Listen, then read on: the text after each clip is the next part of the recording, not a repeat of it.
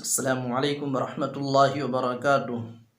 کیسے ہیں ناظرین؟ امید کرتا ہوں خیر و عافیت سے ہوں گے۔ رب کریم آپ کو شاد و آباد رکھے۔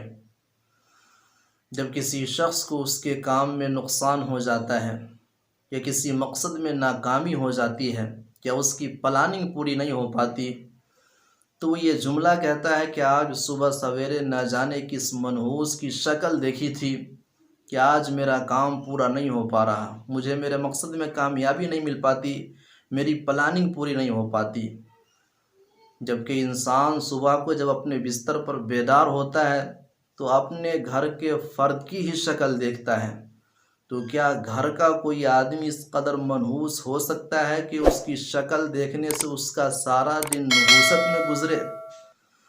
اس کا جواب یہ ہے کہ مذہب اسلام میں نحوست کا کوئی تصور نہیں ہے۔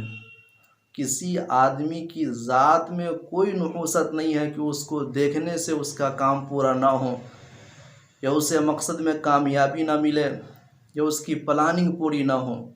یہ محض توہم پرستی اور خیالی قسم کی باتیں، حقیقت سے اس کا کوئی تعلق نہیں ہے۔ مذہب اسلام میں نحوست کا کوئی تصور نہیں ہے۔